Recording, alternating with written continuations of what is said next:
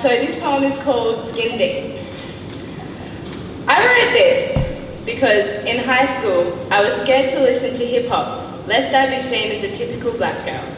You know the stereotype, the one that just came to your mind? I wrote this because some people honestly think the sentence, "I don't say nigger so I'm not racist," holds validity. Because some people are so oblivious to their own fucking bigotry. I wrote this for my family in Africa who call me white girl, even though my skin is brown and my hair curls. I wrote this because I'm black, but not black black. Just enough white privilege in me to decide if I say cocaine or crack. It's confusing to not know what you're offended by, to be asked to define the line between appropriation and appreciation like I hold some knowledge divine because my skin is not white. To feel like a fake in my own skin because I don't do black things. You see, I was raised by white people, barely even knew I was black till I got to school.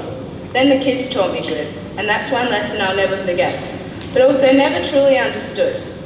Because I don't know if I mind when you ask to touch my hair. Sometimes I do, sometimes don't care. Tell me, where is the line between appropriation and appreciation when you belong solely not to one nation?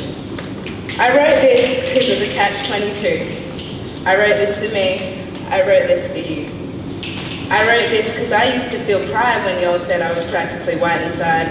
Because when Malfoy spat filthy mudblood at Hermione, I know how that felt. But usually, it's not insults compelled. It's subtle, the hyper-normalization of casual racism in this nation, especially in this generation.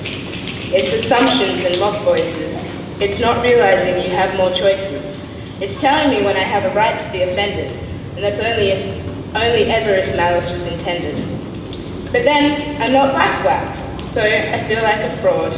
Maybe that's why I travelled abroad, to go find my roots, not a short commute.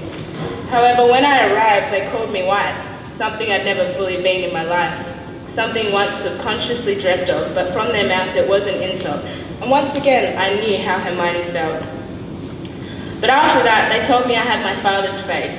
And it's true, that is the case, even with my mudblood race. And let me tell you, that felt like a sweet embrace because the childhood of people not believing my mother was my mother left a space like no other. Because what does it really mean to say colour is skin deep when others preach it's their identity, it's culture, it's pride to which people tell me I should be tied. Believe me, I've tried. But my hips and my lips were always too wide to be white. The same lips and hips, some covered and by. It seems in order to be objectified, no wonder I'm confused when white girls will fake tan, even go under the knife to get full of features, then over in Asia all sunscreen contains skin bleachers. How is it I feel racist deep down? Is it because you raised me here in this town?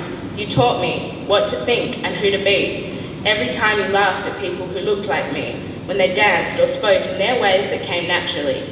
Or said for a black girl I was pretty. My being is only a fetish-only industry.